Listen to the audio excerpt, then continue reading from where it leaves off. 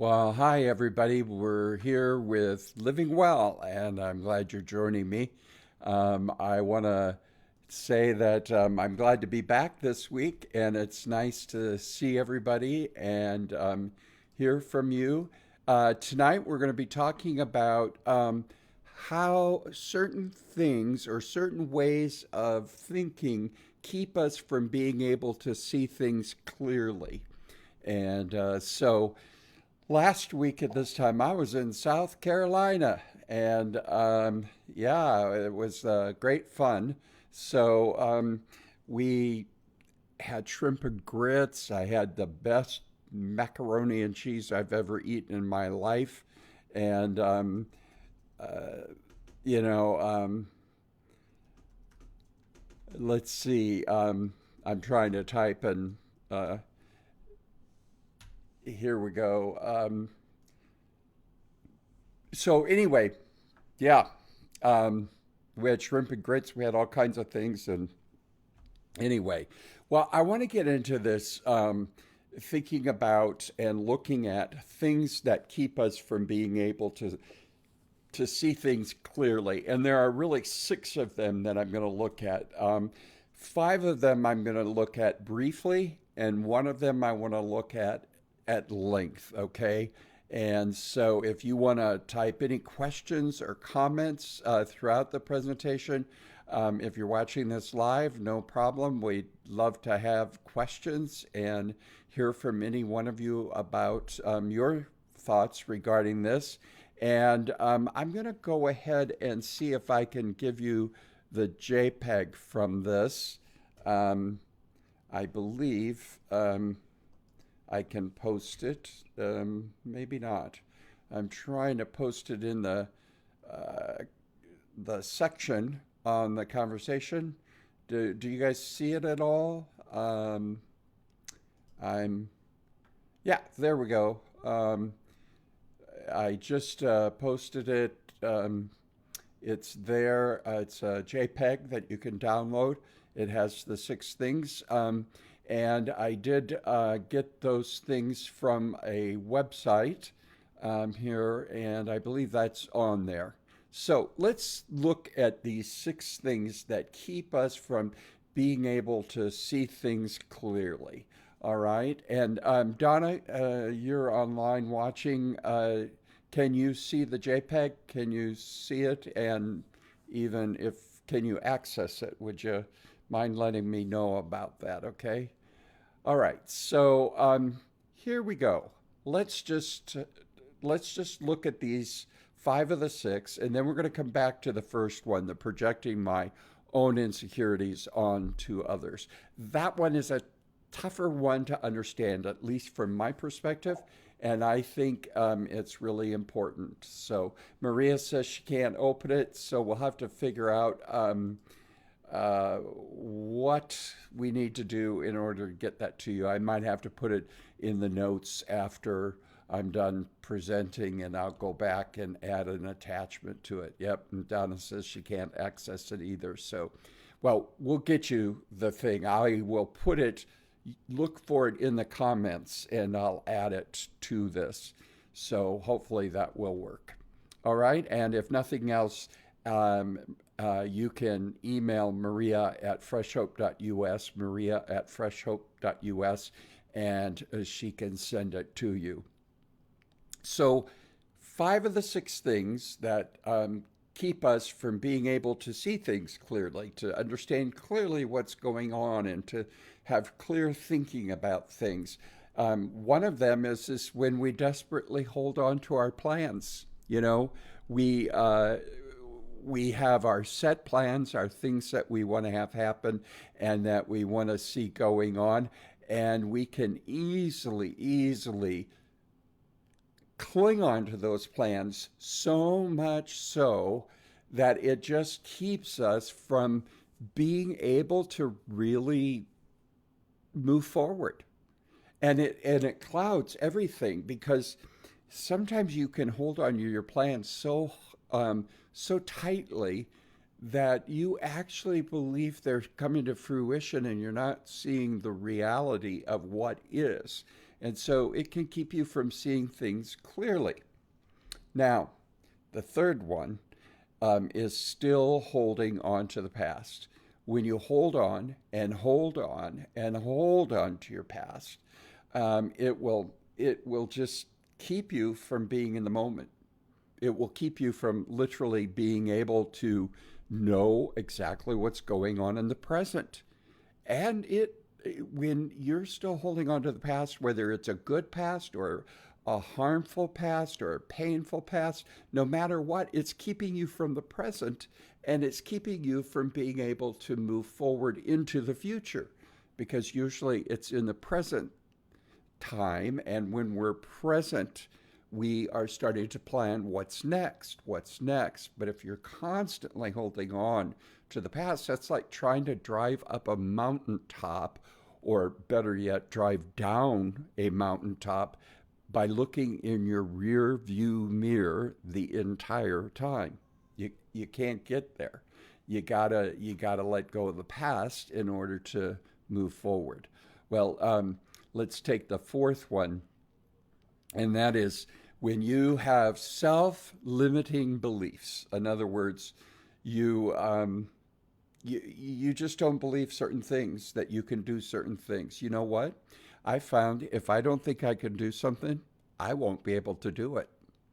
I can tell you, I have one self-limiting belief goes way back to elementary school, and that is I don't like heights, and I cannot, have not, and will not ever attempt to jump off of a high diving board. I just don't want to do it, and I don't think I can.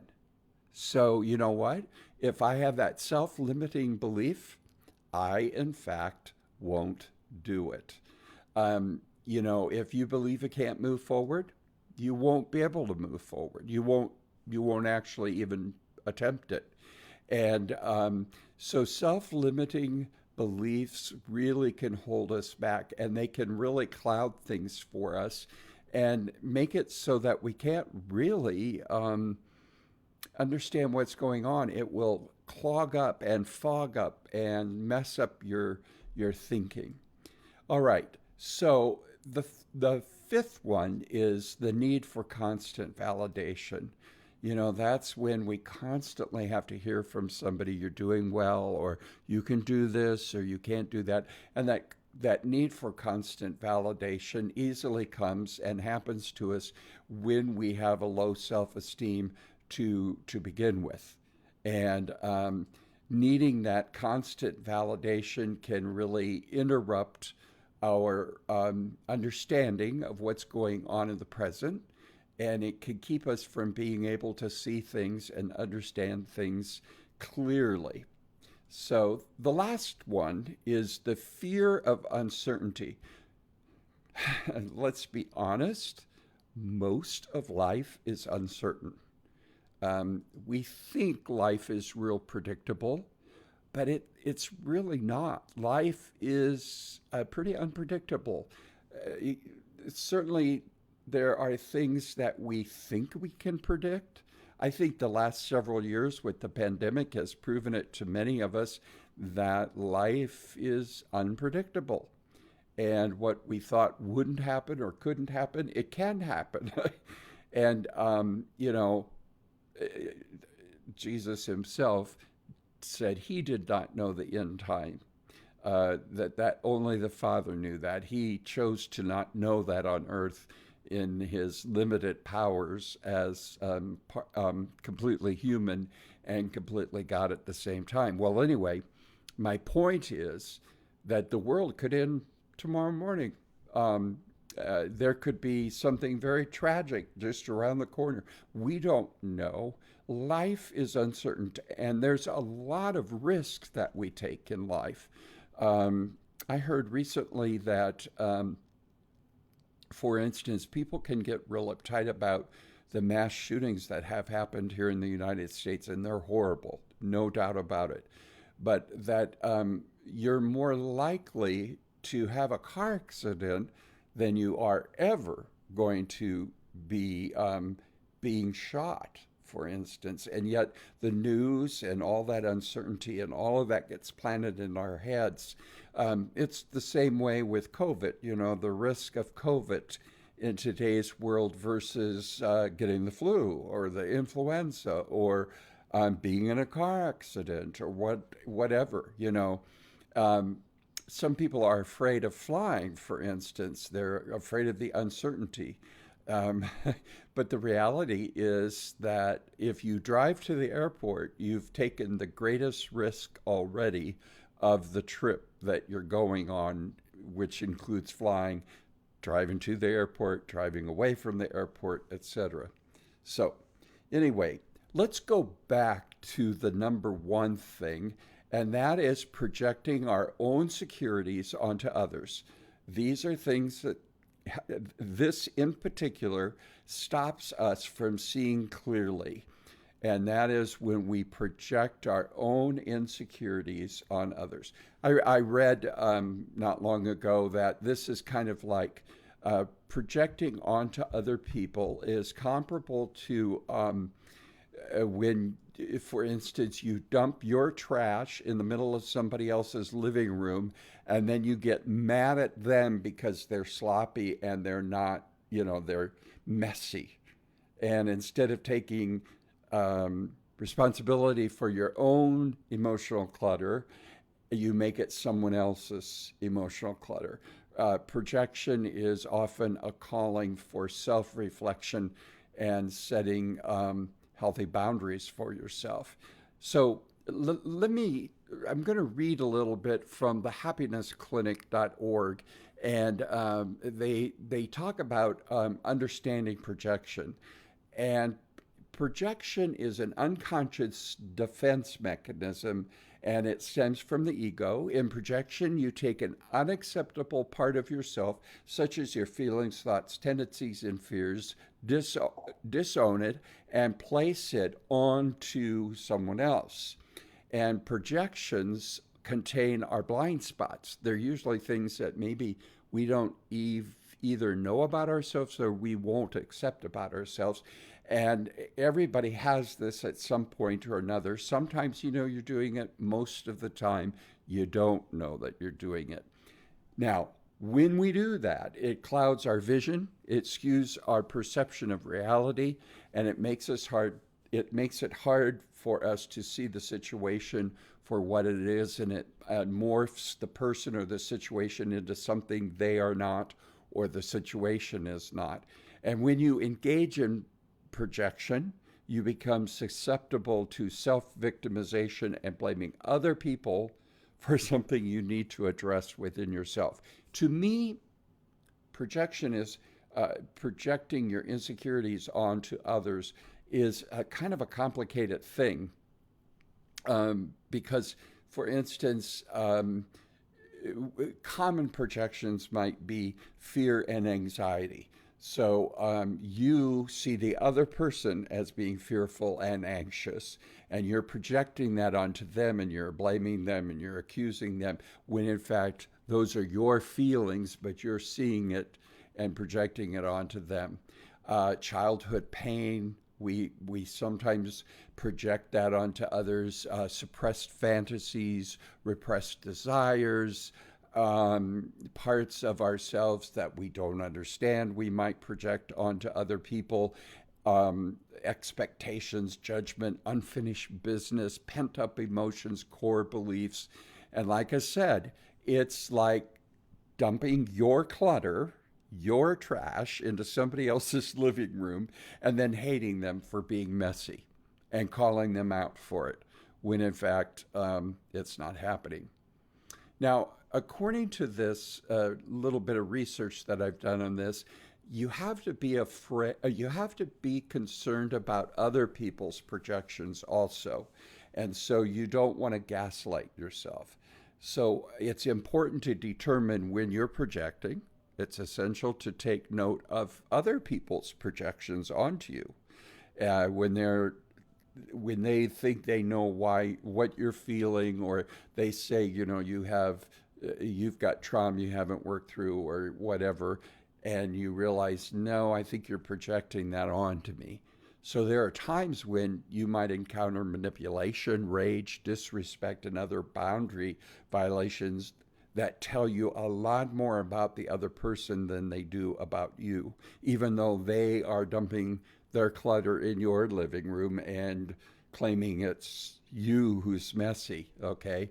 And in these situations, your response is still your responsibility, whether that includes practicing non involvement communication or setting a boundary by saying, we see this differently. I do not believe that's an accurate perception of me or whatever, or removing yourself from the situation. But whatever you do, don't gaslight yourself. In other words, bit by bit, start believing it and believing, I am a messy person and look at how messy my living room is, so to speak. Okay, using that same word analogy. So it's suggested that when you have problems with projection, especially projecting your own securities onto other people and your own issues onto other people, that you really do a three-step exploration of it. So, step one is to notice if you're exhibiting these symptoms of projection. So if you're feeling overly hurt, defensive, or sensitive about something someone has said or done, you may be projecting. Or allowing someone to push your buttons and get under your skin in a way that other people do not get under your skin. Or feeling highly reactive and quick to blame the other person or someone else for something. And then difficulty being objective, getting perspective, or standing in another person's shoes, noticing the situation or your reactivity is a recurring pattern when you're with somebody. Those are all symptoms of, if you will, signs of the fact that you just very well might be projecting your own insecurities onto someone else. So then the second step is to just be honest about it. We all do it. It's a coping mechanism. It's a defense mechanism that we have, and it just goes awry on us. So you have to be honest with yourself and ask yourself these questions, and you might even write down the answers. What part of my past is this person triggering?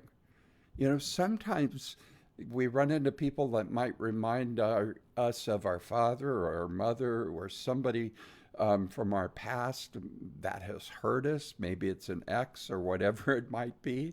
And then where does this send me on an emotional level? What's happening to me on the emotional level when I get triggered? And then what types of stories am I telling myself about this person or this situation? Many times just because we feel something, then we can end up believing that we know the story, but we're not telling ourselves the truth. We're not thinking about it enough. And, I always say, don't believe everything you think, because it's not always true. So sometimes you have to stop and really think about those things.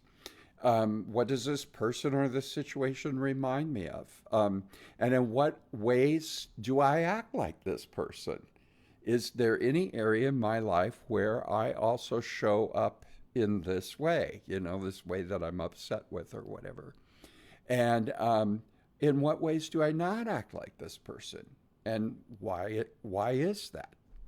Am I afraid I might be like the person who's triggering me, or that others might think of me in this way? If yes, what's the core of this fear? So, what do I need to do to take care of myself right now? How can I self-soothe and calm down and not be triggered by it? How can I be compassionate while also setting a healthy boundary with the person or the situation? And then, implementing boundaries and reclaiming your power means that you've got to be able to calm yourself down, and reflect and do those kinds of things. Um, for a long time, I have projected my insecurities onto other people easily, and a lot of it was shame based for me. It was just simply that I couldn't be wrong, or I couldn't be this, or I couldn't be that. And unknowingly, part of a way to blame other people was to maybe the very thing I had done or thought I was projecting onto them as having thought or done. And, you know, the bottom line is the only person that was really hurting was me. And sooner or later, if you're constantly projecting your own insecurities onto somebody else, and they start setting boundaries and saying, "Whoa, whoa, whoa, whoa, whoa, whoa, that's on you. That's not, you're projecting that onto me." If they, so to speak, say, "You brought your clutter, and now you're backing your truck up into my clean living room, and you're trying to dump your stuff out on me and blame me for it." When they start calling you out, then you really do have to kind of stop and say to yourself, why am I doing that? Isn't it interesting how in relationships, many times we will want to be so right, and we're so shame based that we don't want anybody to know our weaknesses or our brokenness, or we don't want to take responsibility for the mistakes we've made or the things that we've done or are doing. And we do so at the peril of the relationship ending, just basically being over, because we keep projecting onto somebody and we keep blaming them for what's going on in us. And so, I find it very interesting. I I think I've told this story before, but some of you might not have heard it. Years ago, I took a 40-hour course on for peer support specialist here in Omaha, Nebraska, and it was 40 hours, and so each day you came, it was 5 days of training, and each day I came, I was sitting by somebody different, and nobody else was getting moved around. And I found out that I was triggering, people were being triggered by me, and they were trying to figure out who to sit me by that wouldn't be triggered. And I thought, the whole idea that I wasn't purposely trying to trigger anybody, but it's interesting how when people think you're triggering them, what they're not realizing is that many times they're projecting their own insecurities, their own issues onto you, and then they blame you for triggering. And finally, I said to somebody in the class, I said, I in order for me to be responsible for triggering you would mean I'd have to know that was your button, that was your hot button, and I was purposely doing it. I'm not purposely doing anything. I don't know you. So where's your responsibility in taking responsibility for being triggered? Do you see what I'm saying? All of this has to do with projection. And it would have been easy for me at that point to say, oh, something I'm doing wrong is triggering this person. And because of that, I could develop, shame about that, or be gaslighting myself, so to speak. So it's really important. Now, I don't know about you guys. You can type it into the comment section there. Do you understand this whole idea of, that, projecting our insecurities on others? Maybe it's more complicated to me than it is to you, but does it make sense to you that how when those insecurities get projected onto other people, that it keeps you from seeing things clearly? Makes sense? Anybody got any questions or comments? Please type them in. I'd love to hear them and love to share them with the group. Um, so again, the six are projecting my own insecurities onto others, desperately holding on to my plans even when the plans have already fallen through or are not going to happen, still holding on to the past, good or bad, and unable to live in the present, in the present, or make plans for the future. It'll keep me from seeing things clearly. Self-limiting beliefs. If I believe I can't, I won't. And the need for constant validation. If you need constant validation, most of us don't get enough validation. And then if we really need more than the average Joe, definitely it's going to keep us from seeing things clearly. We're going to think, oh, I'm no good. I can't do this. I can't do that. And then the fear of uncertainty, just knowing that we cannot be certain in this world. So unless you all fell asleep, I don't see anybody's got any comments or anything like that. Next week, I'm not going to be here in Nebraska. I'm going to be out in Las Vegas. My son and his wife and their son live out there, and we're going to be taking our grandson home next Thursday. But I will be here at 7:30 Central Time, or 7 o'clock Central Time, and I have a huge announcement for you. And I hope that you'll join me and be part of the fun as we make a very big announcement and something that I think you'll all be interested in. And again, for Living Well, our goal is to always help you and myself to live well in spite of a mental health diagnosis. And in doing so, we have to clear up things like what's keeping us from seeing things clearly. And so I hope you'll join me again next week. And I will attempt to put this little picture thing I was using tonight, I will attempt to put it in the comment section on Facebook so you can download it and look at it more yourself. And so that's it for this week. And thanks so much for being here this evening. I really appreciate you guys being here live with me. And I know that many of you use this for your groups. And if you're using this in your group, God bless your group. And talk with one another about this. And when you've projected and knowing that you've been projecting. And join me next week. Big, big announcement. Okay? God bless you. Bye.